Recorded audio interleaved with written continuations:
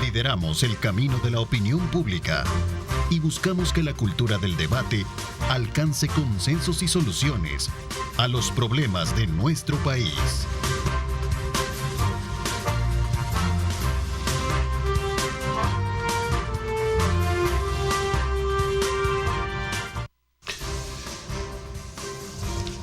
Son las 6 de la mañana con 31 minutos. Gracias por estar con nosotros y continuar con nuestra programación a esta hora de la mañana.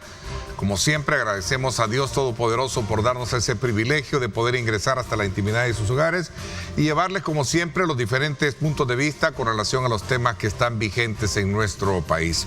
Esta mañana queremos hacer un análisis desde la perspectiva de dos militares que corren por una candidatura a diputados. Me refiero al coronel Eduardo Morán y candidato a diputado para el Parlamento Centroamericano por el Partido Arena, a quien quiero darle la más cordial bienvenida. Gracias por acompañarnos. Bienvenido, coronel. Buenos días, muchas gracias. Buenos días, le de Dios, pueblo salvadoreño. Aquí contento de poder estar con usted y tener una linda mañana. Bueno, muchísimas gracias. Quiero saludar también al coronel Armando Anaya. Él es candidato a diputado para el Partido Arena. Gracias por acompañarnos. Buenos días, Neto. Realmente es un placer estar en este set. Darte las gracias por darnos la oportunidad en este espacio democrático para comentar la situación política que vive en el país. Quiero aprovechar la oportunidad para mandarle un saludo a la población del Departamento de la Libertad, por la cual pretendo ser candidato a diputado por el Partido Arena. Bueno, vamos a aprovechar también, como siempre, exhortarles a ustedes poder opinar a través de nuestras plataformas digitales. Ahí están disponibles para que puedan ustedes dar sus aportes pertinentes, dar sus puntos de vista y, por supuesto, enriquecer la temática que vamos a desarrollar con nuestros invitados. Voy a comenzar primero conociendo, a partir de la visión que tienen ustedes como militares, una lectura de país, cuáles son los factores o los motivos que los llevan a correr por una candidatura. Y eso es un factor importante para poder determinar qué es lo que pueden ustedes de alguna manera aportar en este contexto también. A ver, comienzo con usted, coronel. Sí, gracias, Neto. Realmente quizás nosotros tenemos un espíritu patriótico que se desarrolla a través de nuestra carrera militar. Quisiera decirle que con el compañero somos de la misma promoción e ingresamos a la escuela militar en 1970. Después del conflicto con Honduras, ¿verdad? Entonces el patriotismo va creciendo. Luego viene el conflicto interno que tuvimos de 1980 al 92, en donde pudimos conocer a todas las necesidades de las poblaciones, el sentimiento de nuestra población y nuestro sentido patriótico fue creciendo. Luego pues causamos baja por cumplirnos 30 años de servicio y viendo actualmente la situación a que nos ha llevado el actual gobierno, a tan grave situación política, económica y social, en donde hemos perdido muchos derechos, en donde la vida tiene cierto precio, podemos hablar de eso, del aspecto de seguridad, donde la propiedad no tenemos la seguridad jurídica que nos pertenezca y tenemos ejemplos claros que se están desarrollando. Es que nosotros hoy desde la cancha política queremos participar para poder rescatar al país de la situación que se encuentra, ¿verdad? Así que esa es nuestra posición. Tenemos un grupo de militares, no solo somos nosotros dos, a nivel nacional, dentro del Partido Arena, que estamos prestos pues a aportar con nuestros conocimientos y nuestra experiencia algo que pueda mejorar la situación del país. A ver, en el mismo sentido, coronel Morán. Sí, Neto, la verdad que nos reunimos con mi compañero, como él dice, un 7 de mayo de 1970 hicimos el juramento a la Constitución. Y ahorita esos juramentos se han blasfemado. No estamos a gusto con eso. Nosotros juramos en ese momento, a una costa de la vida, salvar la República y seguir y enmarcarnos en la Constitución. No tenemos ningún otro afán que cumplir nuestro juramento. Es así como otros compañeros, el coronel Mendoza Vargas va de diputado por la Asamblea Legislativa en Aguachapán, el coronel Oscar Lara también va como diputado por el departamento de Santana, el sargento Carlos Sánchez del 8º sector, a quien le mando un saludo a los Estados Unidos y a todos los correligionarios y compatriotas que están en el 8º sector. Va por San Salvador. Tenemos también otras personas excelentes que han dejado una trayectoria en la vida política y un ejemplo, como es el capitán Oscar Oliverio, que hoy va a correr por Aguachapán Centro, y va a reflejar todas las buenas Es una planilla amplia de militares que acoge Arena. Exacto. También, ¿Algún motivo o énfasis en particular? Nos sentimos agredidos con que no se está cumpliendo la Constitución. El patriotismo nuevamente, no nuevamente, el patriotismo lo hemos tenido siempre, pero estamos, ¿qué pasa? Estamos blasfemando la Constitución y no lo podemos permitir. No estamos de acuerdo con la reelección, tenemos causas bien claras en eso y lo podemos discutir en su momento, pero sentimos que nuestro país va para atrás. Por lo tanto, estos militares que le he mencionado, Neto, y muchos más van en otras planillas, todos con la mira de salvar el país. Juramos por nuestro honor y aún a costa de nuestra vida salvar el país y defender la Constitución. Y con esa misma entusiasmo, con esa misma lealtad, lo volvemos a hacer desde este campo político. ¿Por qué el Partido Arena, coronel? El Partido Arena es el que creemos nosotros que tiene la estructura necesaria para sacar adelante a este país y nos ha dado la oportunidad a nosotros. Quiero decirle también pues de que en mi persona yo soy nuevo en política, pero realmente leí los principios de muchos partidos y el Partido Arena considera dentro de sus estatutos a la Fuerza Armada. Es el único partido que considera la institución armada. Aparte de que también personalmente coincido con los principios que tiene Arena para desarrollar un país. Nosotros tenemos unas ideas claras y hemos encontrado el ambiente necesario pues para poder participar en esta gesta política que viene el próximo año. Ok, le voy a pedir un favor si podemos poner en mute su teléfono para no interrumpirlo. A ver, cuando yo les hago la pregunta de que por qué en el Partido Arena, subyace también una serie de aspectos que tienen que ver no solo con, digamos, la historia misma que ha trazado el papel de gobiernos que hemos tenido, sino que también de otros aspectos que tienen que ver con cuestionamientos serios. Y sobre todo también a base de la naturaleza con la que misma ha tratado de resolver problemas que hoy en este nuevo ambiente se han resuelto, como es uno de ellos, que el tema de la seguridad, que me imagino ustedes lo conocen, pero que en el tiempo atrás no solo Arena, sino que el resto de partidos, en este caso el FMLN, no tuvieron la capacidad de poder en algún momento resolverlos. ¿Cuál es el análisis que ustedes sobre esa constelación, digamos, de preguntas o planteamientos tienen? Bueno, si los análisis se refieren a que el Partido Arena ha robado, yo les quiero decir que el partido es una institución. Eso está claro. Los ladrones están fuera del partido y están presos.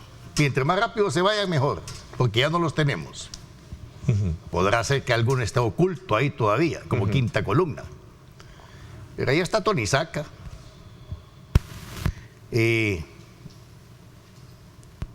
Los otros corruptos también están fuera.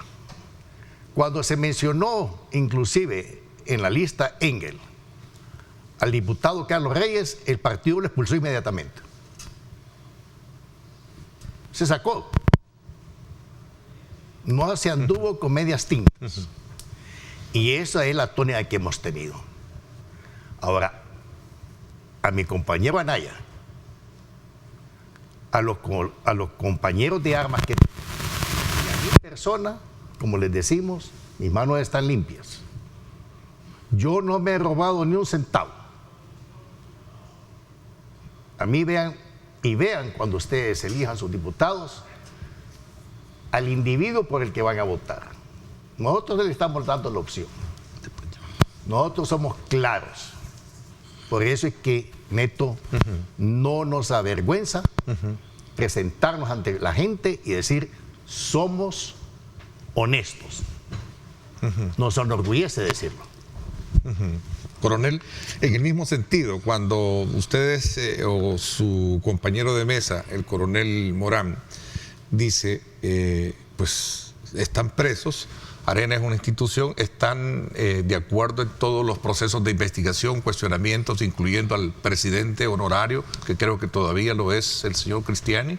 Bueno, mire... En particular, ¿qué piensan de ese tema? Nosotros somos del principio que el que la debe, la tiene que pagar. Yo he escuchado a un político de Sudamérica esta semana que ganó las elecciones en Argentina y le preguntaban, mire, ¿y usted va a aplicar en seguridad la mano dura? No, dijo la mano justa. ¿Y en qué consiste? En aplicar la ley. A ley. Eso es lo que tenemos que hacer aquí, aplicar la ley, pero no selectiva. El candidato Javier Aley. Sí, mi ley. No selectiva, ¿verdad? Porque aquí eso es lo que ocurre. Usted menciona el caso del expresidente Cristiani. El presidente Cristiani estuvo en la comisión investigadora de la Asamblea. ¿Y por qué no lo capturaron en ese momento si tenían pruebas? Porque aquí resulta de que señalan y no hay pruebas, pues. Entonces dice uno, hoy que está fuera del país, hoy lo quieren capturar. Yo lo veo incongruente eso. La lista Engel, ¿por qué no? Teniendo las investigaciones claras, con pruebas. Mire, voy a mencionar, no sé si se puede mencionar un periódico, El Faro, por ejemplo. A mí no me parece todo lo que hace El Faro, pero las investigaciones que se hacen son profesionales. Lo felicito. Que yo esté de acuerdo en unas y en otras no, esa es otra historia. Eso depende de las circunstancias que me haya tocado vivir o la profesión que yo pueda ejercer. Pero que tienen pruebas, están. Entonces, ¿por qué? Si no fuera selectivo, tendrían que capturar a toda esta gente. En la misma Asamblea Legislativa, pues. O, por ejemplo, tenemos también el jefe de centros penales, ¿verdad? Con señalamientos directos de corrupción, de pertenecer a las maras. Y aquí usted un cipote con solo un tatuaje que tiene y si lo señala a alguien, se lo llevan capturado. Mire, contundentemente yo no he escuchado a ningún partido político de oposición ni a ninguna organización que se defienda a mareros, a ninguna. Ese es un invento del gobierno como medio propagandístico. Estamos claros en que se debe combatir y debe tenerse presos o lo que le corresponda a aquel que ande en situaciones de maras o delincuencia común. Lo malo es detener y tener indefinidamente preso a gente que no deba nada. Se lo digo, público salvadoreño, estas medidas que nos coartan nuestros derechos no nos damos cuenta hasta que le tocan a su padre, a su hermano, a su hijo. Entonces nos estamos dando cuenta cómo nos violan nuestros derechos humanos. Entonces nosotros somos claros y contundentes. Lucha contra la delincuencia, pero que sea de acuerdo a la ley. A ver, quiero terminar un poco el énfasis de la iniciativa de incorporarse al Partido Arena para entrar muy específicamente a estos temas en el caso in situ, que tiene que ver mucho la seguridad y que ustedes como militares obviamente conocen eso. El partido de ustedes en su momento, cuando traza esa discusión, ese debate, en algún momento algunos dirigentes sostienen de que lo que hay es una persecución política para... ¿Ustedes qué dicen al respecto? ¿Es persecución política o es que verdaderamente se está persiguiendo la corrupción en el país como lo establece el discurso oficial? La corrupción en el país, hay de todo en este momento y no se está persiguiendo. La persecución en el país en estos momentos de la corrupción, lo que acaba de decir mi compañero, por ejemplo, ahí tenemos el encargado de las cárceles. ¿Por qué no se comprueba? ¿Por qué no se sigue? Pero sí se busca selectivamente a ciertas personas políticamente para acabarlas, así como están tratando de hacerlo con el expresidente Cristiani. Nosotros, que quede bien énfasis y que quede claro, no estamos de acuerdo en proteger a ningún delincuente. que todos los mareros se vayan a la cárcel. Es más, que ahí queden por sécula seculorum, que de acuerdo a la ley esté establecido. Ahí tenemos las investigaciones de las ICIES, que se sigan también con esos delincuentes. Ahí tenemos los defalcos que se mencionaron en CICIES y llegaron al Ministerio de Salud. Tenemos lo que se dijo del Ministerio de Agricultura. Ahí están las acusaciones y no se ha hecho nada. Ahora, ¿se ha agarrado a los mareros? Perfecto, pero la corrupción y la delincuencia está contra todos. No defendemos a ninguno de ellos.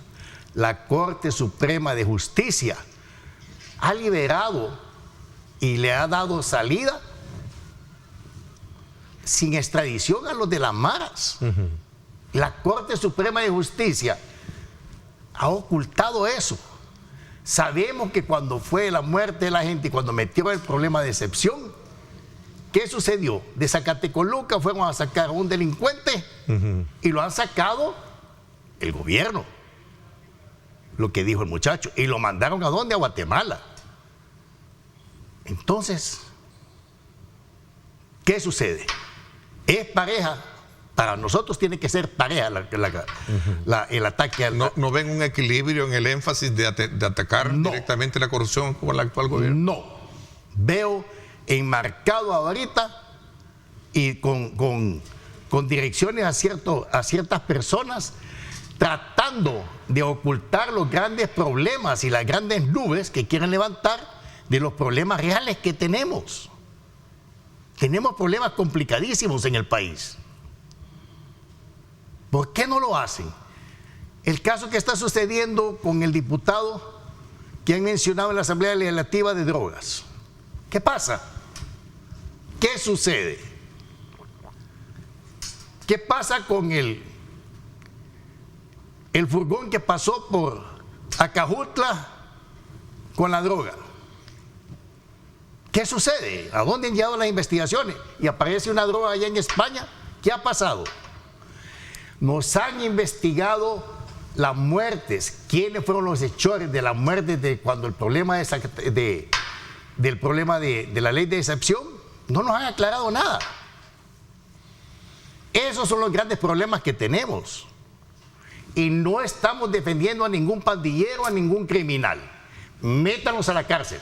Es más, las leyes de nosotros deben de ser rigurosas. En especial el defalco y el robo al Estado. Por mí no debe de haber término ni vigencia de vencimiento de una pena cuando se le ha robado al Estado. ¿Por qué y de acuerdo al criterio de ustedes creen que los gobiernos anteriores no pudieron darle salvedad al problema de la inseguridad en el país? Bueno, porque veo y recojo que avalan lo que se ha hecho en materia de seguridad, aun y cuando cuestionan algunos aspectos que tienen que ver con violaciones de derechos humanos. Al menos eso escucho en su intervención, coronel Mora. Pero a ver, quiero un poco conocer esa impresión de usted. La verdad, le voy a decir que en cada situación es diferente. ¿Vean? Los años van pasando y las circunstancias van cambiando. Una sociedad es cambiante. Lo que pasa es que para mí el error de los gobiernos anteriores fue haber dejado crecer esta situación. Y hemos visto pues cómo llegaron a tener el control de ciertos lugares, no de todos, pero de ciertos lugares, y tenían la deficiencia que todavía se mantiene. Para mí la deficiencia es que no tenemos una inteligencia policial de acuerdo a las circunstancias. Porque que no me vengan a decir tampoco que este gobierno no ha negociado con pandillas. También están ahí los atestados en donde se comprueban que han negociado. Están las fotos, bueno, tenemos gente en el gobierno que pertenece a la MAR, que podemos esperar. Entonces, esas son las situaciones. Entonces, hoy se ha tomado esa medida, no sé por qué se tomó, todo se dice de que fue por un rompimiento entre las negociaciones entre el gobierno, entonces, donde aparecieron los 87 muertos, de los cuales, si nosotros estuviéramos combatiendo la delincuencia, ya supiéramos quiénes fueron los actores materiales, por lo menos, si no intelectuales, de los que participaron en ese hecho, que llevó a poner el régimen de excepción. Pero como militares copados de estudios estratégicos, avalan de manera circunscrita que hoy en el país el problema se ha resuelto en gran parte. No, es que son dos cosas distintas. Okay. A eso voy. El problema no se ha resuelto. Eso está latente ahí. Usted ha disminuido los homicidios. Conste, Ernesto, Sí. Nos estamos dando cuenta porque este gobierno ha utilizado la teoría, la mentira como un elemento para engañar a la población. Los datos que nos dan son falsos. Esos 400 días famosos de 0 homicidios, eso es falso. Ellos mismos informan después que en tal parte tal cosa. No consideran muertos los que murieron en la cárcel, no suman tales y tales. Entonces, eso es falso. Entonces ellos nos están gobernando con mentiras. Nosotros realmente es necesario combatirla. Mire, si estamos de acuerdo como militares y como miembros de la Fuerza Armada que se utilice a la institución armada como acompañante de la policía. Ya vamos a hablar de ello. Sí, porque es necesario, está bien. Pero mire, llevamos 17 meses con ese régimen de excepción. ¿Y por qué la gente honrada? ¿Por qué la gente honrada tiene que pagar las consecuencias de los delitos que cometen los delincuentes? ¿Por qué me tienen que violar mis derechos?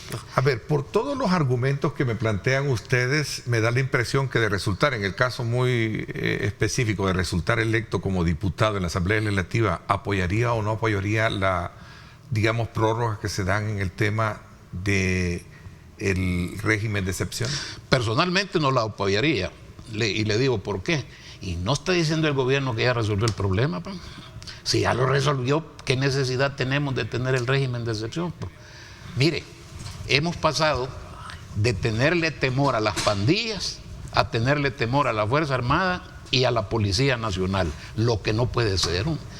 Yo como ciudadano debo tener confianza en la policía, debo tener confianza en el soldado. Y aquí aprovecho para decirle, esas dos instituciones tenemos que hacerle una revisión exhaustiva, porque ellos están nada más para cumplir las leyes. En un delito en fragancia, cualquier ciudadano puede capturar a otro, ya no digamos un cuerpo de seguridad, pero no es para estar inventando delitos y capturar a quien quiera. En el mismo sentido, coronel Morán, ¿Sí? Sobre todo porque le antecede a las preferencias y a la, de alguna manera, buena ponderación o calificación que tiene el presidente, es el hecho de haber, de alguna manera, controlado o neutralizado parte del problema que no resolvieron los gobiernos anteriores, que es el tema de la inseguridad. Mire, hace poco estuvimos en Chalchuapa. ¿Cuántos desaparecidos hubo en Chalchuapa? En el cementerio clandestino. No se ha aclarado nada. Aclaren nada más lo que les conviene y les interesa. La inteligencia policial, como dice mi compañero, les ha faltado. Sin embargo, por supuesto que el régimen de excepción se ha hecho, se ha capturado a la gente, se ha terminado. Pero se han ido muchos inocentes. Y si ya estamos en paz, ¿por qué no se levanta el régimen de excepción? ¿Cuál es el problema? O levantar el régimen de excepción, si ya se cumplió el objetivo, ¿tiene que seguir? No es así. Los gobiernos anteriores, esos fueron los gobiernos anteriores. Pero ahorita, el candidato que viene por Arena, él ha sido de énfasis, que se cumpla la ley. Dicho sea de paso, un saludo para el futuro candidato, Joel Sánchez. Excelente persona. Él ha sido bien claro en decir que se cumpla la ley. Y nosotros somos énfasis también en decir que se cumpla la ley. No se puede continuar en una situación que no vaya a haber control. ¿Por qué quieren ahorita insistir en que los gobiernos anteriores hicieron su mano dura, su superdura, etcétera, etcétera, si quiero llegar? Ese es la superdura, este en la cárcel. Ahí está Tony Saca. Y las negociaciones que se han hablado son negociaciones que el gobierno ha tenido también y no se ha podido comprobar nada de que sea negativo, de que sea falso, de que han habido negociaciones con la guerrilla. con las maras. Con las Grupos maras. de maras. Con las maras. Entonces, si se ha comprado también esas negociaciones, ¿por qué no se ha hecho nada? Yo no sé si hasta ahorita las negociaciones son... Mira, vos te vas para allá, si se han dado cuenta, nada más es una a la que han atacado especialmente de las maras. A la MC-13. A la 18 la han dejado libre. ¿Qué ha pasado? ¿No es pareja la ley? Seguimos insistiendo que se ataque a la delincuencia con rigor. Okay. Lo insistimos, que se ataque. Entonces, ¿no están de acuerdo en la forma o método en cómo se ha logrado? Correcto. Es que mire, aquí lo que falta es capacidad. Porque realmente, mire, si usted tiene la capacidad, no necesita tener un régimen de excepción si las leyes que tenemos son suficientes para poder combatir la delincuencia. ¿Ya? El problema es cuando se va haciendo selectivo. Ahí es donde viene. Fíjese usted, por ejemplo, cuánto periodista está fuera del país ejerciendo su profesión porque no tiene la confianza de hacerlo aquí en el país. No solo hablamos de medios, estamos hablando de periodistas personales.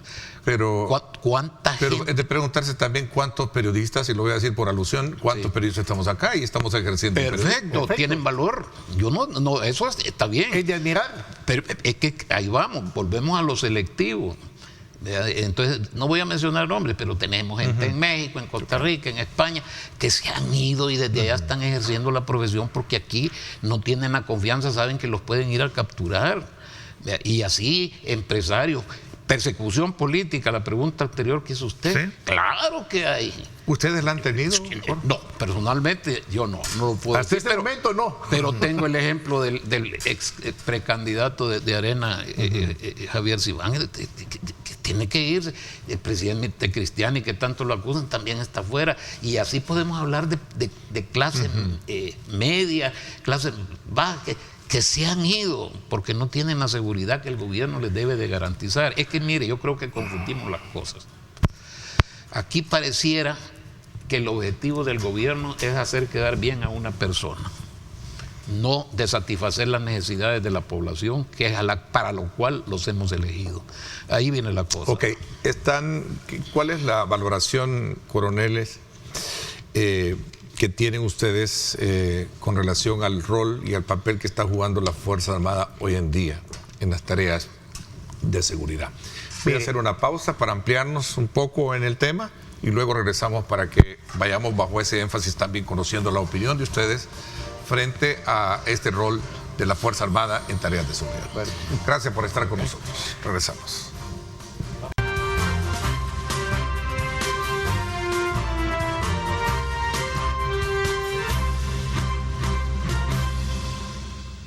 Bien, gracias nuevamente por estar con nosotros esta mañana en una conversación, en un análisis de primera mano que nos están dando los coroneles Eduardo Morán, quien va como candidato a diputado por el Parlamento Centroamericano, el coronel Armando Anaya, que va como diputado del Partido Arena, candidato a diputado por el Partido Arena para el Departamento de la Libertad.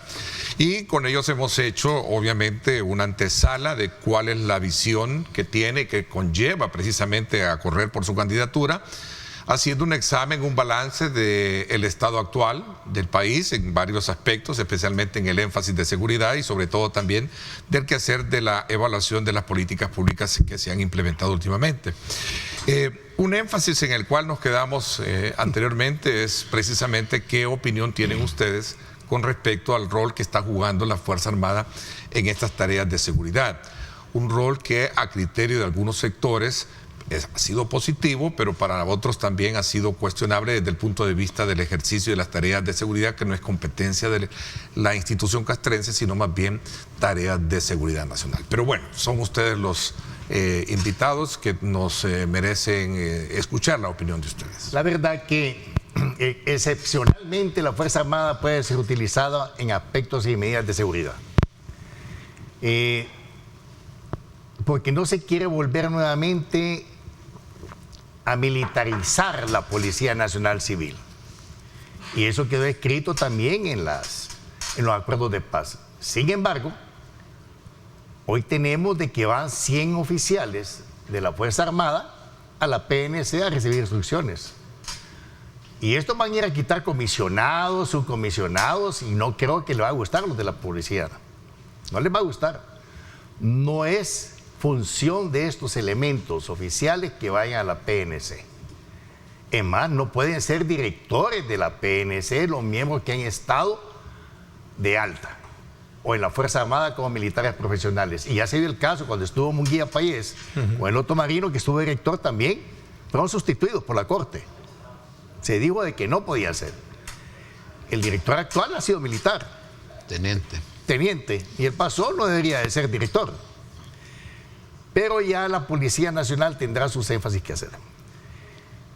La dirección operativa de la Fuerza Armada la lleva el jefe del Estado Mayor Conjunto. Él es responsable del actuar de la institución armada. El ministro y el viceministro ven el aspecto político. No tiene nada que ver en la operatividad del Estado Mayor y mucho menos tiene que ver en operatividad de la PNC. Para nada. Entonces se han desviado los roles. Acordémonos que aquí la Policía Nacional, la Guardia Nacional, la Policía de Hacienda quedó militarizada cuando que estuvo en el gobierno el general Maximiliano Hernández Martínez. Una dictadura. ¿Es para lo que vamos ahorita? ¿A una dictadura? ¿A militarizar la PNC? No es factible. El actuar temporalmente y en caso necesario, la Constitución le permite a la Fuerza Armada actuar en aspecto de seguridad. Pero ¿cuánto tiempo tiene el plan Zeus? ¿Cuántos años tiene el plan Zeus? No es función de la Fuerza Armada. La inteligencia policial sí se puede compartir con la inteligencia del ejército, porque hay delincuentes. Y vemos también barrabasadas, y volviendo a los temas de que selectivo, cuando salió el ministro diciendo: aquí tenemos a unos colombianos delincuentes que si no se van, en 72 horas los vamos a capturar. Si han cometido delitos los colombianos que ellos están acusando, ¿por qué se les va a decir, se les va a capturar? Se les va y se les captura, porque han cometido delito. Pero esa es la Policía Nacional Civil, no la Fuerza Armada. ¿Cuánto tiempo vamos a tener a la Fuerza Armada en esta situación operativa? No sabemos. Y los acuerdos de paz fueron bien claros y se estipuló en la Constitución política. ¿Se están violentando los principios que norman y rigen el estamento militar entonces a criterio? Sí, totalmente. Y mire, Neto, yo quisiera reforzar, nosotros nos deberíamos de agradecer de tener un Estado democrático, pero no es así. Vemos cómo la historia se repite y vamos para un Estado autocrático. El jefe de gobierno basa su seguridad de gobierno en la Fuerza Armada y la Policía. Por eso los presupuestos han aumentado. Entonces, cuando usted basa su gobierno y se protege en la Fuerza Armada y la Policía, es que tiene temor de gobernar, porque no tiene confianza en todas las instituciones. Aquí la institucionalidad se ha perdido. Realmente aquí no hay asamblea legislativa, o sea, esto ya no es un Estado, aquí no hay una corte. Nosotros tenemos una corte impuesta que en mayo del 2021 se declaró inconstitucional por la anterior sala, y eso no se cumple. Aquí hablamos de querer cumplir la Constitución y eso no se ha cumplido. Los actuales magistrados, por ejemplo, son inconstitucionales. Eso lo decretó la antigua sala, que por temor y por el terror infundido y por las amenazas, algunos tuvieron que renunciar. Sin temor a equivocarme, hay uno de ellos que todavía no ha renunciado. Él sigue siendo magistrado. Entonces aquí nosotros debemos de optar por un Estado democrático. Busquemos la democracia, que las instituciones funcionen. Yo no sé por qué queremos volver a que solo el Ejecutivo y el presidente nada más ejerzan las funciones de gobierno. No puede ser, ¿verdad? se molestan los diputados cuando les dicen puyabotones, pero realmente no hacen su trabajo. Les estamos pagando por gusto. Y en el tema de la Fuerza Armada, coronel, a futuro pueden haber implicaciones de carácter jurídico, de responsabilidad. Claro. Que ni le quepa duda. Vean, es que ese es el asunto. Cuando usted actúa automáticamente, sabe a lo que llega. Y con las leyes que están haciendo, le pongo un ejemplo. Acaban de sacar una ley en donde creo que la declaración extrajudicial de una persona va a tener valor jurídico. Y eso es peligrosísimo, porque eso incita a la autoridad a abusar de la autoridad, a abusar de su autoridad. Por ejemplo, usted va a decir, capturo a este, y para que no me regañen o para que no me sancionen, pues yo lo voy a hacer firmar un documento en donde diga que es culpable. Y eso va a tener validez jurídica. No puede ser, como dicen algunos abogados, ya los jueces solo son pasapapeles, porque lo que me trae la fiscalía en base a la declaración extrajudicial solo lo firmo y vaya, y lo condeno. Ahí estamos violando los derechos. Miren, hemos perdido. La gente no se da cuenta, vuelvo a insistir, hasta que le ocurren los casos personalmente. Hemos perdido derechos. La propiedad, allá han ido a expropiar terrenos allá en Oriente para hacer ese famoso aeropuerto que nunca lo hacen. Vean, expropiaron también propiedades aquí para el viaducto de los Chorros, les pagan lo que quieren, les dicen cómo, ni les pagan algunos, vea que todavía están discutiendo, y entonces usted tiene una propiedad que en su momento la pierde. Vea, aquí le pueden expropiar una empresa, y hemos visto cómo han intervenido empresas sin una orden judicial. Aquí se hace lo que una persona dice, entonces no podemos permitirlo. A ver, sin duda alguna hay muchos aspectos que trazan ese eje de la política actual, y especialmente en un contexto previo a unos comicios electorales y por los cuales ustedes corren con su candidatura. Ya tenemos fórmulas presidenciales ahí bien definidas. ¿Cuál es la valoración que ustedes tienen, sobre todo en el marco y el contexto de la luz verde que le ha dado, en este caso, un documento, una sentencia de la Sala de lo Constitucional, para que el presidente actual, pues, desde luego, también pueda ser partícipe de este proceso eleccionario?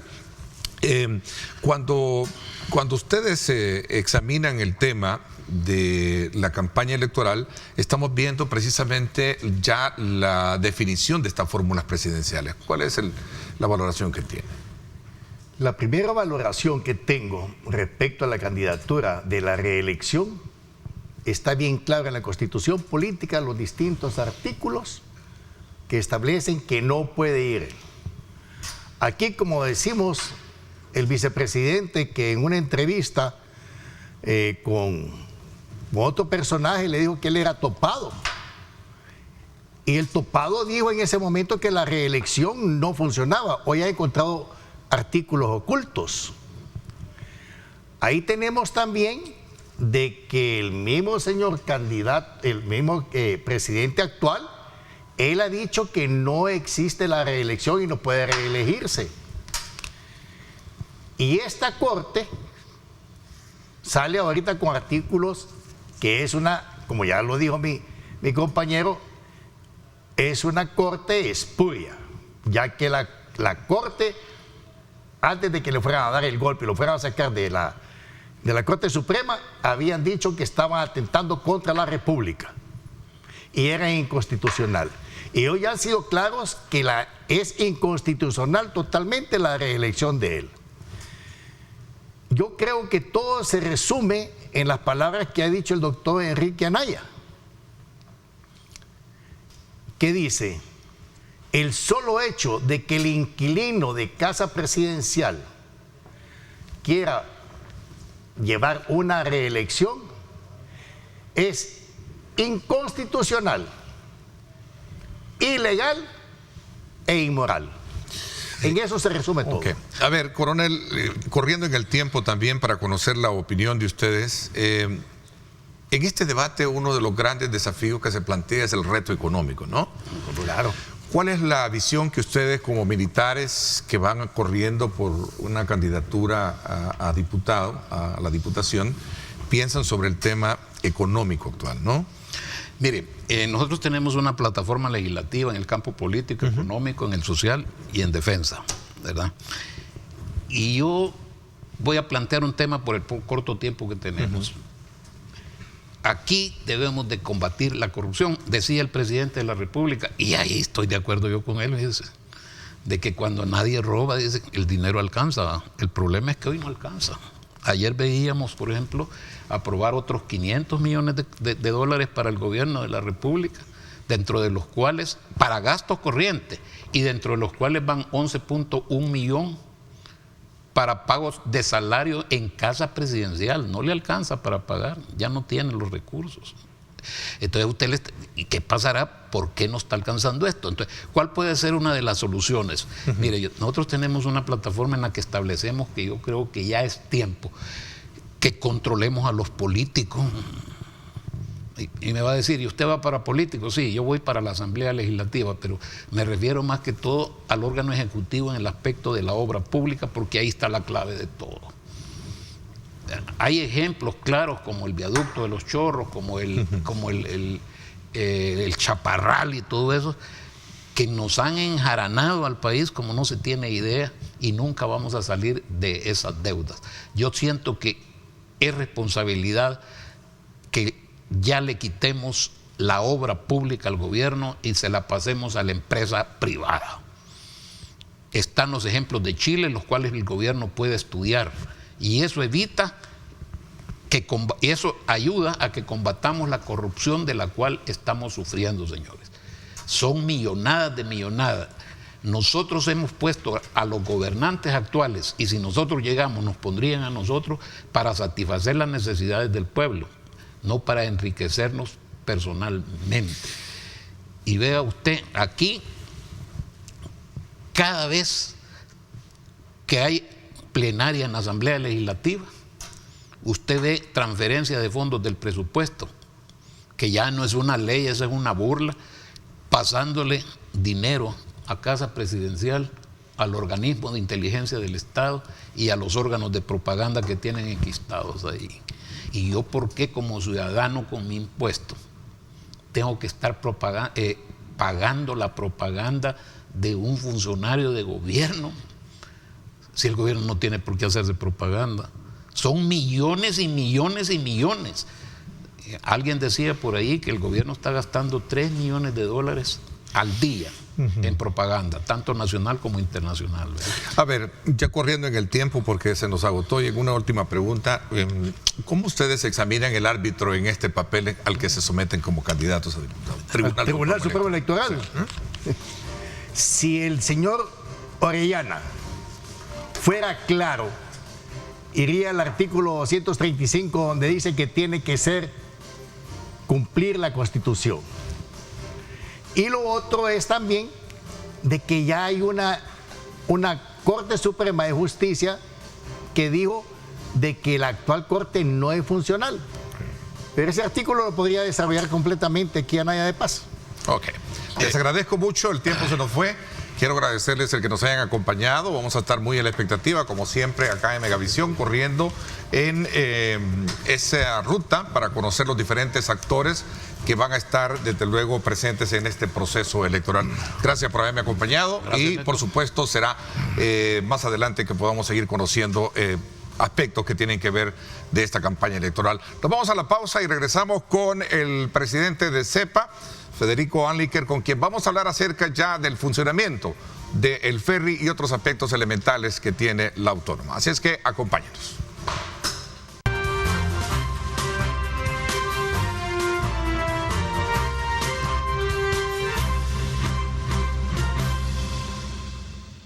Bien, gracias por esa información oportuna, precisamente para poder estar al tanto de lo que está ocurriendo en este momento en nuestro país.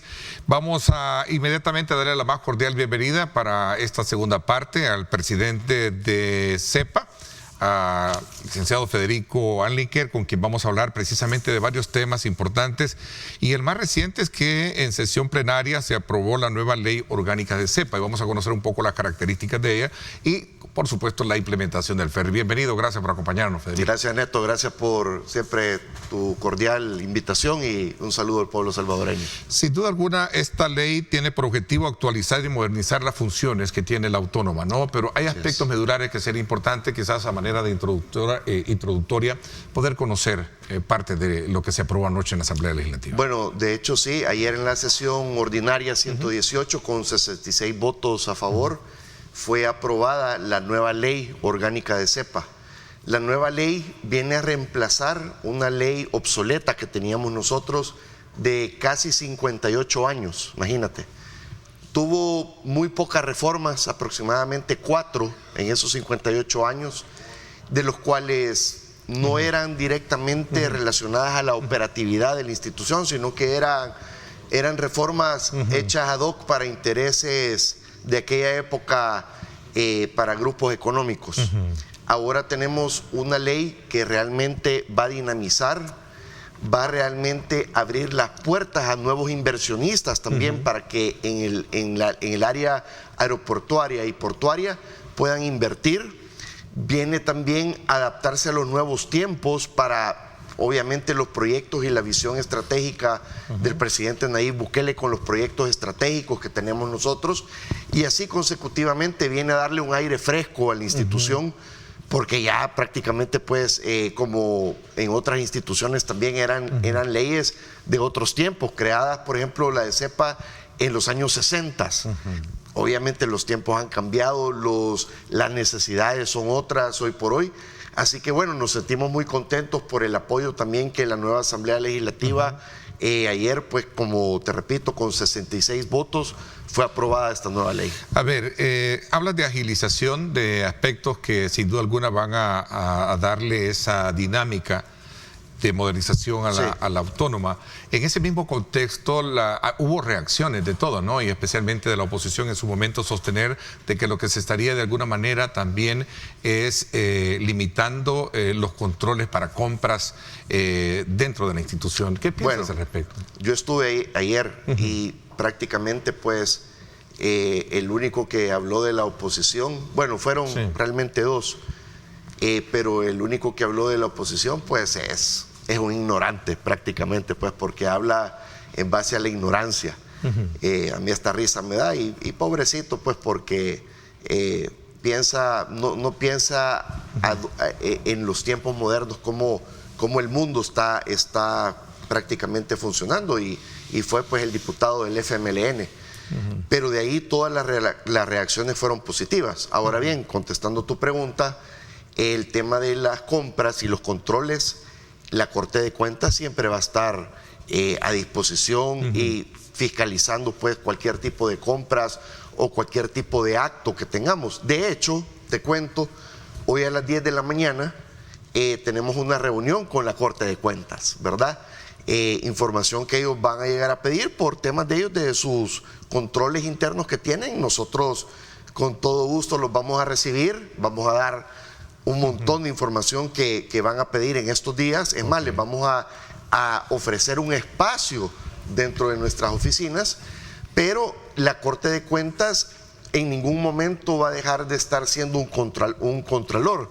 De hecho, cuando yo llegué el primer día a mi administración, en el 2019, yo pedí muchos informes y mucho apoyo a la Corte de Cuentas. Entonces, la Corte de Cuentas en ningún momento. Recordemos otra cosa, la ley de la Corte de Cuentas viene y nace después de los acuerdos de paz. Tuvo una reforma muy importante, al igual como nace la LACAP. La LACAP fue sustituida por la nueva ley de compras, pero lo que viene a hacer esta ley es adecuarse y plasmar dentro de la misma ley los mecanismos que estos entes contralores van a tener dentro de la institución. Fortalece entonces esta nueva ley esos procesos, claro, y no los limita como en su momento lo decían la oposición. Lo que pasa que, como te repito, la ley de CEPA inició, bueno, esta nueva ley que ayer fue, pero la que teníamos anteriormente tiene 58 años. 58 años. Y estas nuevas leyes nacieron después de los acuerdos de paz. Entonces, lo que viene es a plasmar mecanismos internos, ya dejarlos dentro de la ley, que no existían en aquel momento. De hecho, el comercio global ha cambiado, ¿no? Y hoy estamos hablando de nuevos procesos. Por supuesto, o sea, son nuevos procesos, necesitamos evitar burocracias, necesitamos ser más expeditos en los temas. Evitar burocracia, pero no controles, ¿verdad? No evadirlas. Exactamente. Me queda claro eso. Los controles quedan totalmente dentro de los procesos, pero lo que estamos haciendo es hacer expeditos los procesos, ¿verdad? Evitar esa burocracia que existía antes. Una institución tan importante que tiene que ver con los puertos, aeropuertos, temas ferroviarios también, necesitamos hacerlo más dinámico. El país, el mundo requiere eso. Entonces, eso es lo que estamos haciendo con esta nueva ley. Un aspecto relevante que destaca la ley es precisamente cambiar y dotar de esas nuevas herramientas. Yo decía, bueno, de hecho lo sostienen mucho los economistas, el mundo ha cambiado y hoy se necesita mucho la digitalización y entrar con premura a todos aquellos aspectos que en algún momento limitan el tema de las inversiones o la modernización de instituciones, como bien el caso de CEPA, que es una institución que representa 3 ejes importantes en la parte de movilidad: el aéreo, el marítimo y por supuesto el ferroviario. Nosotros estamos, Neto, posicionando a El Salvador como un hub logístico y lo queremos repotenciar.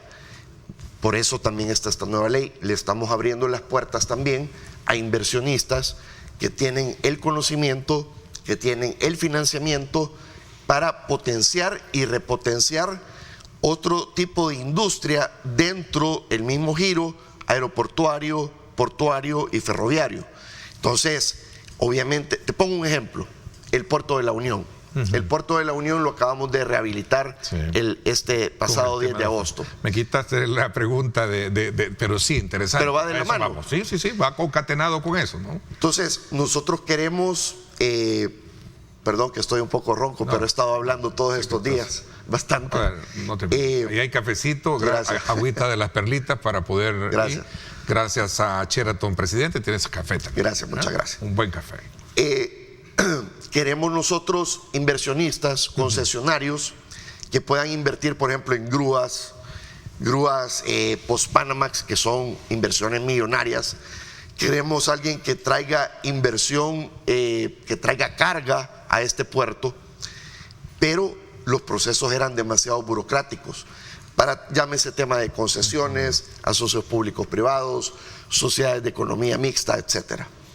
Esta ley viene a ser más favorable y más atractivo también a los inversionistas que quieran invertir en el Puerto de la Unión, por ejemplo, que quieran poner capital, que quieran tener el riesgo en ese puerto, quieren obviamente tener también ganancia, pero quieren también procesos no burocráticos, engorrosos. ¿Qué va a generar esto, Neto? Más empleo, ¿verdad? Cuando hay más inversión, estamos abriendo las oportunidades de otros rubros dentro de los rubros, valga la redundancia, marítimo, portuario, ferroviario. Entonces, esto viene a abrir también una nueva posibilidad y son también experiencias exitosas que hemos visto en otros países, llámese en Qatar, llámese en Corea. Esta misma modalidad queremos emplear aquí también en El Salvador. Ok, bueno, concatenando un poco bajo esa mirada de poder desarrollar y desde luego potencializar el tema del comercio en la región, está el ferry, ¿no? El cual comienza ya sus operaciones y ya vimos el primer viaje, ¿no? Sí. Y cuéntanos un poquito la valoración alrededor del... Bueno, el 3 de agosto... Es la primera fase, ¿no? Sí, la primera fase. El 3 de agosto, ustedes también fueron testigos que recibimos el barco, el ferry, al Puerto de la Unión. El 10 de agosto comenzaron las operaciones. El Salvador, Puerto Caldera. La primera fase va a ser solo carga y la segunda fase va a ser ya con pasajeros, que tú puedes subir tu carro, tu motocicleta y poder ir a Costa Rica.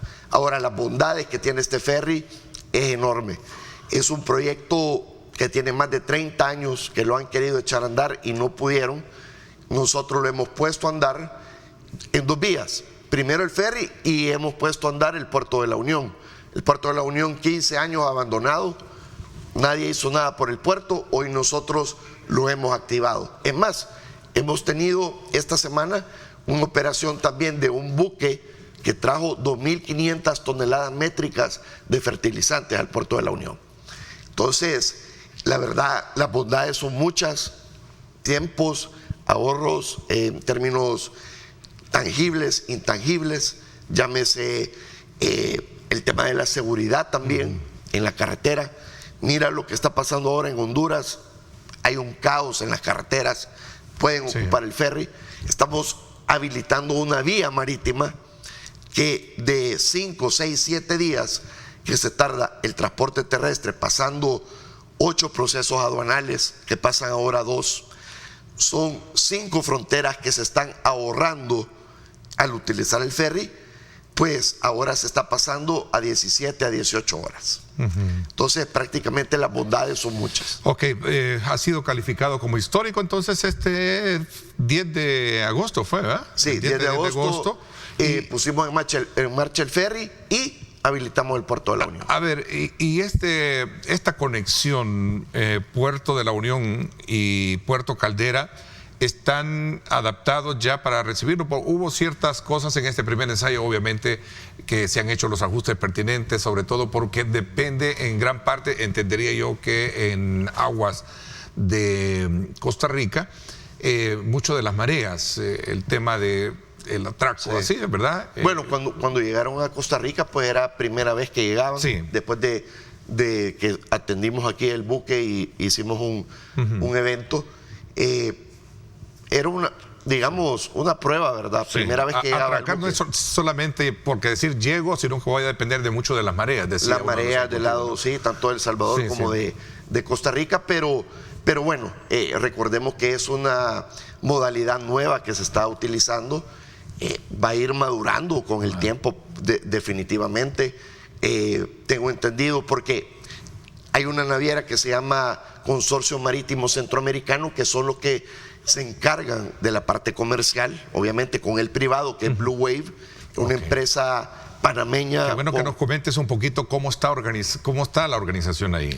Es una empresa panameña con capital europeo y hondureño, alemán. Una empresa bastante seria que tenemos aproximadamente un poquito más de un año de estar trabajando con ellos. Te imaginas todos los procesos y todas las adecuaciones entre los dos países, etcétera. Tramitología, obviamente. Lo que no se pudo hacer en 30 años lo hicimos desde el 2019 y con pandemia. Entonces, sí, la verdad que es un orgullo de verdad que deberíamos de sentir los salvadoreños, que ahora somos El Salvador un precursor junto con Costa Rica en el tema de la unificación centroamericana por medio de estos proyectos. A ver, te voy a dejar un poquito que descanses de... Entiendo que hay, desde luego, muchos beneficios y vamos a hablar de ellos. Antes quiero recordarles a nuestros amigos, voy a aprovechar para que puedas, desde luego, descansar de tu garganta. A ver, quiero darles una buena noticia, y es que no se puede quedar sin comprar sus medicamentos por falta de tiempo. Haz el pedido a través de tu verdadera app del ahorro de PharmaValue con la opción Yo Paso. Usted puede ir a retirar sus medicamentos a la sucursal que prefiera. Tu pedido estará listo, recuerde, en 20 minutos y si no, pues esto le sale a usted gratis. Así es que encuentre la app como PharmaValue en App Store, en Google Play o Apps Gallery. Ahí tiene las opciones para que usted no se quede sin comprar sus medicamentos por falta de tiempo. Te decía, Federico, que hay beneficios dentro de lo que es todo el trazo de este proyecto que marca una historia, sobre todo porque en el pasado siempre fue la gran pregunta de la gran inversión que se hizo en esta zona y teniendo a la mano algunos problemas de carácter geográficos o geomarítimos, que es el tema de la asolvamiento y todas esas cuestiones. Cuéntame un poquito sobre esa parte, ¿no? Bueno, fue parte también de la negociación con la empresa Blue Wave de encontrar un buque que se adaptara, obviamente, al problema de la solve que tenemos en el puerto, etcétera. Es un buque que tiene 6 metros de calado, Entonces, con marea baja hemos probado también, entra, no se diga con marea alta, sin ningún problema. Tuvimos experiencias muy exitosas desde el primer día en la forma como hizo su recalada, cómo llegó al puerto. Este buque tiene un posicionamiento, se llama de atraque mediterráneo. Entonces, ¿qué quiere decir eso? Se pone por atrás, tiene una rampa del lado de atrás y por ahí entran los contenedores. Así que hicimos varias pruebas, ¿verdad? Recuerda que llegó el buque el 3 y el primer zarpe fue el 10, su salida a Costa Rica. Entonces, hemos hecho varias pruebas en distintas posiciones, probando distintas mareas, etcétera, y no hubo ningún problema. Es más, como te digo, esta semana tuvimos un buque bastante grande, mucho más grande que el ferry, que trajo 2.500 toneladas métricas. Y no hubo problema por el tema de la solvabilidad. No hubo Pero problema. tiene que tener características adaptables a la zona, ¿no? Entendería. Buques que no tengan un calado más de 8 metros, digámoslo así. Pero sí estamos haciendo lo posible para adaptar ese tipo de buques que puedan entrar al puerto de la Unión. ¿Hubo competencia abierta para la participación de la empresa que hoy tiene este objetivo de trasladar esta carga, Blue Weight? Mira, competencia, de hablar como que competencia, si lo queremos ver así, sí, porque hablamos con empresas españolas, americanas, centroamericanas, incluso una empresa de Costa Rica. Ayer mismo lo decía el diputado Numan Salgado, que él tiene viendo años este tema. Comenzaron con una empresa Odiel española. Nosotros también hablamos con ellos, pero era lo que pasaba, o no había interés, o eran otros farsantes, el buque que no existía, el buque fantasma. Entonces, sí hablamos con varias. Lo que pasa es que cuando llegamos a hablar con Blue Wave, ellos fueron los que compraron el barco adecuado al puerto. A la modalidad, porque entiendo que es un transporte de corta distancia, ¿no? Obviamente para cualquier barco de esos que sin duda alguna tiene trazos largos, ¿no? De sí, océano a océano. pero sí tuvimos bastantes comunicaciones con distintas empresas y fue la empresa Blue Wave la que se adecuó a todas las necesidades para este proyecto. ¿Y los furgones, cuántos furgones entraron, según veíamos ahí en las imágenes, o tienen la capacidad para transportar, ¿no? Sí, entraron 25. El primer viaje, veníamos de vacación, ¿verdad? Semana de agosto. Bueno, nosotros los trabajamos, pero el comercio sí. Tuvo vacación. Tuvieron muy buena experiencia. Los tiempos se cumplieron bastante bien y los clientes, tengo entendido con la naviera, que le probaron el primer viaje, les dijeron, bueno, vamos con tantos, el primero, y hoy con estos problemas que están pasando en Honduras, en las carreteras que hay cola más de 20 kilómetros. Sí, claro. Entonces, obviamente... Sí, hay un acortamiento del tiempo de traslado de mercadería. ¿Perdón? Hay un acortamiento del traslado de la mercadería, aprovechando el ferry. Son 16 horas, creo. 18. 18 horas. 18 ¿Y por tierra lo hacen? Casi por 2 días, ¿no? No, o sea, si todos llegase a salir bien, 5 o más. Recordemos que estamos evitando 5 fronteras. 5 fronteras. Estamos evitando 8 procesos aduanales. Y todas las bondades pues que tiene el ferry de trasladarse directo, pues sin obstáculos, sin pasar todas esas aduanas engorrosas que tenemos en la región hoy por hoy. Interesante, vamos a seguir hablando y conociendo de esto todavía y otros temas importantes.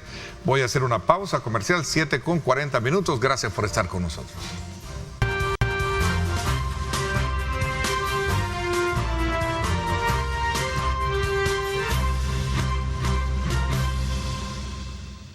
Bueno, gracias nuevamente por estar con nosotros. Quizás un poco para ir dejando el tema sobre el inicio de operaciones que ha tenido el ferry a partir del pasado 10 de agosto, que ha sido un día calificado oficialmente como histórico, ya que dio inicio a las operaciones sobre todo el puerto de la Unión Centroamericana, que en su momento pues había estado letargado en cuanto al funcionamiento, y esta conexión que ahora se tiene con características de modalidad bastante provechosas para ambos países, Costa Rica Rica y El Salvador a partir de esta conexión del Puerto de la Unión y Puerto Caldera. Ya para ir cerrando un poco este tema, entendería yo que aquí se estamos reduciendo no solo trámites migratorios, sanitarios, aduaneros. ¿Cómo se ha logrado concatenar todo este esfuerzo entre ambas? Porque entendería yo que esto es bien riguroso. Es correcto. En nuestras fronteras. Sí. Creo que fue el punto con el cual cerramos el tema en el anterior bloque, ¿no? Sí. Bueno, es importante recalcar también que somos 14 instituciones del lado de El Salvador, ¿verdad? 14 instituciones que hemos trabajado, como te digo, desde el primer día para homologar también con nuestros hermanos costarricenses que también han hecho un trabajo excelente. Se ha trabajado incluso hasta con el Congreso de Costa Rica para poder crear nuevas leyes, pliegos tarifarios de ferry que no existían, los crearon, y todos los trámites que te puedes imaginar que conlleva esta operación. Así que sí ha sido bastante riguroso, pero en un tiempo récord lo hemos llevado a cabo. Y bueno, la homologación dentro de dos países, un proyecto integracionista, le llamo yo, el sueño de Francisco Morazán de unir la región, creo yo que es el proyecto palpable, tangible, que en muchísimos años no existía entre un país y otro. Sí. Un trabajo de equipo hemos hecho entre los dos países, entre las instituciones hermanas también, y 14 instituciones del lado de El Salvador, más o menos aproximadamente instituciones del lado de Costa Rica, para poder llevar a cabo a feliz término este proyecto. De hecho, si Morazán estuviera vivo, le hubiera cortado también la cinta inaugural de eso, ¿no? Un hombre soñador y sobre todo su mayor énfasis fue la Unión Centroamericana. Así es. Bueno, cuéntame un poquito, no solo viene a fortalecer la visión estratégica de poder echar a andar el puerto, sino también de los grandes proyectos que se tienen para el oriente, ¿no? Cuéntanos un poquito el estatus del aeropuerto y por supuesto también del tema del tren. Bueno, y esto va de la mano, Neto, precisamente con la nueva ley que ayer se aprobó. También. De hecho, como te decía, es repotenciar precisamente este tipo de proyectos. Obviamente el aeronáutico, Aeropuerto del Pacífico, que de hecho también existe una ley especial para el Aeropuerto del Pacífico, la reactivación o repotenciar, buscar inversionistas para el Puerto de la Unión, que vengan, como te digo, a traer carga, a poner inversión millonarias, como te digo, llámese grúas, post-Panamax, etcétera, equipamiento, todo lo que tenga que ver con equipar realmente un puerto. Y todo esto lo que va a generar es empleo en la zona oriental, que es lo que queremos. De hecho, el ferry ya empleó gente de la Unión, el proyecto del ferry. Yo estuve hablando con 3 unionenses el día de la inauguración del ferry, el 10 de agosto, que son de la zona y que tienen muchas expectativas también y muy contentos porque hay otros de la Unión que han sido contratados y a medida que el proyecto vaya madurando y creciendo, van a ir contratando más salvadoreños. Al igualmente también los proyectos estratégicos como el Aeropuerto del Pacífico, repotenciar el Puerto de la Unión con otro tipo de proyectos en sus zonas extraportuarias, desarrollar estos polos de desarrollo que van a ir generando pues bastante empleo. Entonces, la zona oriental por décadas todos sabemos que había estado olvidada.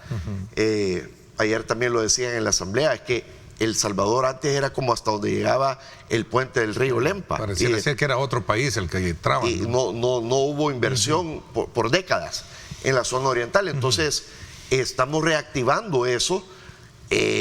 Claro, no se puede hacer magia de la noche a la mañana, pero lo importante es de que ya comenzamos y ya está girando la rueda en torno a estas inversiones que van a llegar al puerto no solo al puerto de la Unión, a la zona oriental. Hay una buena coordinación en términos de competencia, aunque son dos modalidades diferentes, ¿no? El caso del puerto de Acajutla con el puerto de la Unión, ¿no? Son diferentes. Mira, recuerda que el puerto de Acajutla lo estamos modernizando, estamos haciendo inversiones cada vez más. El puerto de Acajutla no le hicieron inversiones durante más de 50 años.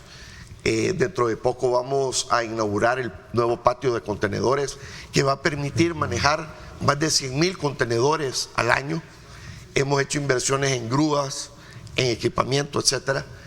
Y el puerto de la Unión es un elefante blanco que nosotros encontramos en este gobierno. Entonces, lo que estamos buscando es una solución a ese problema.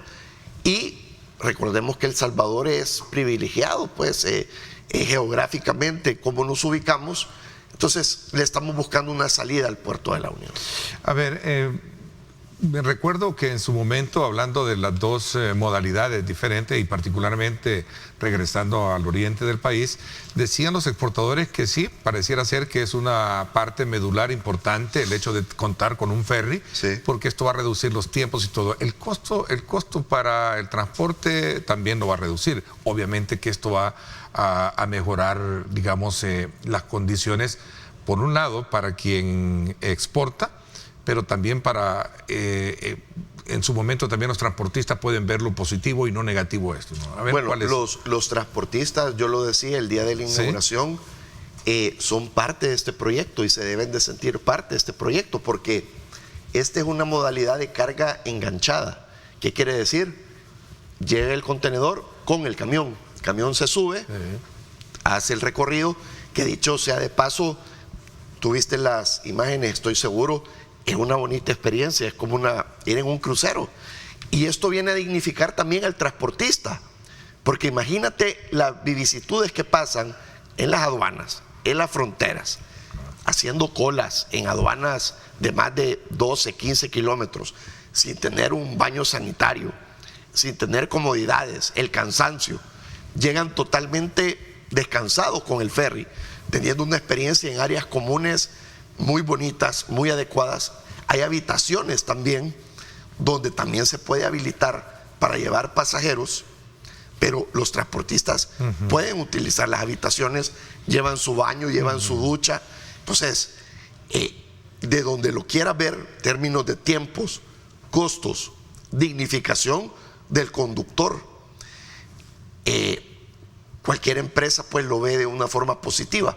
Lo que pasa es que no existía esto, entonces está agarrando hoy por hoy. La modalidad del transporte de personas va a entrar en los próximos días. No se tiene todavía ese servicio, entiendo, ¿no? Esa es la segunda fase. La segunda fase. Sí, ¿no? Los dueños de la empresa están evaluando cuándo. Nosotros como gobierno le hemos dicho, miren, lo antes posible, porque hay mucha expectativa, mucha gente pregunta, ¿y cuándo puedo ir con mi carro a Costa Rica? Tener la experiencia de ir en un crucero es precioso. Entonces, va a ser bastante accesible tener esa experiencia de ir en un crucero, llevar tu carro y poderte bajar, ir a Costa Rica y regresar. Sí, no digamos el caso de los motociclistas. Bueno. Exacto. Ok, voy a aprovechar estos minutos también. No habíamos tenido la oportunidad de hablar cuál fue el resultado del periodo vacacional, específicamente con el flujo migratorio y especialmente del movimiento que ha tenido la terminal portuaria y por supuesto también la terminal aérea, ¿no? Bueno, desde el 28 de julio al 7 de agosto, que fue el plan vacacional agostino, en el aeropuerto atendimos más de 150,000 personas, lo que significa esto, entradas, salidas y tránsito, ¿verdad? Conexiones. Esto significa 48% más que el mismo periodo de las fiestas agostinas del año pasado. 48% más. 48%. Es bastante. Tuvimos una gran afluencia en el aeropuerto, las imágenes hablan por sí solas y gracias a Dios no tuvimos nada que lamentar, que es lo más importante.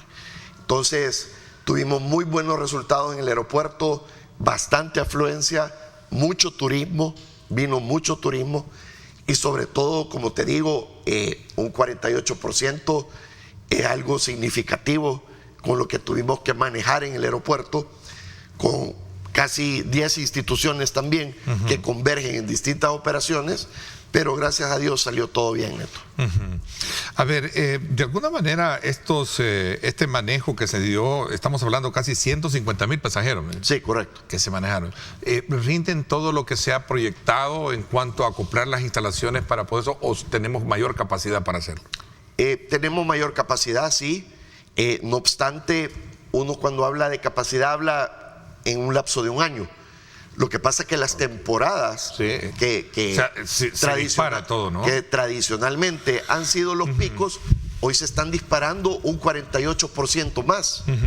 Entonces, todo nuestro equipo aeroportuario, junto con las demás instituciones, pues tenemos que reforzar la operación para atender esta gran demanda que estamos teniendo. Y otro dato importante es de que antes las temporadas eran bien marcadas, Neto. La temporada de diciembre, Semana Santa, agosto.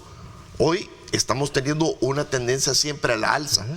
¿Qué quiere decir esto? Está viniendo más turista a El Salvador, está viniendo más gente a hacer negocios, está viniendo más diáspora a visitar nuestro país, gente que tenía décadas que no visitaba el país por el tema de la inseguridad, hoy está viniendo a El Salvador, está viniendo más seguido. Entonces los números hablan por sí solos y eso es muy positivo para el país. Ahora, esto también tiene que ver mucho con un incremento en el número de vuelos, entiendo, ¿no? También tuvimos en operaciones, digamos, de aeronaves, 23% más en el periodo agostino que el año pasado, que también es bastante. Estamos hablando que estamos atendiendo hasta el día de ahora, desde el 1 de enero hasta ahora, más de 25,000 vuelos, operaciones de vuelos comerciales. A ver, cuéntame un poquito sobre el tema de la política de cielos abiertos. Obviamente encierra un papel, un rol de otras instituciones, pero también el aeropuerto juega un rol muy importante en ello, ¿no? Para ser un facilitador de todo el, digamos, las conexiones que pueden haber. ¿Cómo está? ¿Cuál es el estado actual de este tema? Bueno, ayer, volviendo otra vez a la asamblea, ayer en la asamblea legislativa se aprobó los cielos abiertos con Brasil, ¿verdad? Una potencia mundial latinoamericana que tiene muchas aerolíneas, tanto internas como internacionales, y estamos buscando también con ellos pues ver de qué forma poder traer una línea aérea más. Los cielos, convenios de cielos abiertos se va a firmar este 15 de agosto con Costa Rica. No se tenía tampoco. Entonces, estamos haciendo tratados por medio de Cancillería, Aeronáutica Civil y CEPA. Estamos haciendo esfuerzos para poder facilitar y poder traer más aerolíneas a nuestro país. Curioso lo de Costa Rica. ¿Por qué razón no se había logrado abrir ese espacio, ¿no? Intereses, obviamente, comerciales, pero teniendo un país cercano y muy integrado. Muchos viajamos seguido a Costa Rica, ¿no? Tú mismo lo has dicho, pueden ser intereses, pueden ser desinterés. Lo que sea, pero lo importante es de que ya se va a firmar.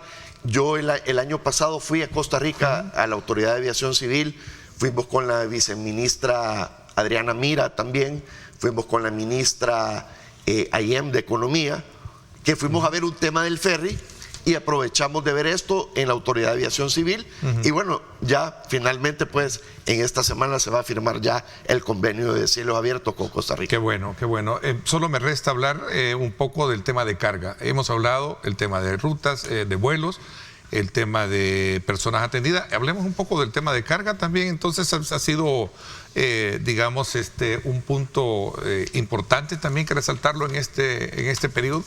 Tanto la carga marítima como aérea, Neto. La carga marítima ha tenido un buen despunte, digámoslo así, después de la pandemia. Pero no obstante, la carga aérea también, llevamos más de 15 millones de kilos movilizados a la fecha. Y la carga marítima está subiendo a un ritmo de un 7% en comparación a los años pasados. Entonces, por eso es que estamos haciendo las inversiones también en Acajutla, para poder atender esa demanda, porque ahí sí, en el aeropuerto nosotros tenemos una capacidad holgada todavía para atender, pero el puerto de Acajutla ya llegó a su límite. Entonces es por eso que estamos haciendo inversiones, estamos haciendo una nueva bodega logística, patio de contenedores, comprando equipo, etcétera, en Acajutla, porque Acajutla sí está creciendo a un ritmo bastante acelerado y en el pasado no le hicieron ningún tipo de inversión. Interesante, el tiempo se me fue. Agradezco la presencia, Federico, de tu persona acá para podernos actualizarlo, aún y cuando corriendo con tu problema de salud, de tu voz. Así es que muchísimas gracias, valoro mucho el que nos hayas acompañado. Muchas gracias, Neto. Sí, de hecho han sido días, bueno, no hemos descansado ni en agosto. Han sido días de bastantes jornadas largas, pero para eso estamos aquí, para informar también al pueblo salvadoreño Y bueno, somos 24/7, así que a las órdenes. Muchísimas gracias, te deseo una pronta recuperación. Gracias. Igual forma a nuestro director de noticias y director de programas de opinión, Julio Valdivieso, esperamos que se recupere pronto. También está bastante enfermito de su garganta también, ¿no? Así que gracias nuevamente, gracias a ustedes, pásenla bien y como siempre recuerden lo más importante, amar a Dios sobre todas las cosas. Lideramos el camino de la opinión pública y buscamos que la cultura del debate alcance consensos y soluciones a los problemas de nuestro país.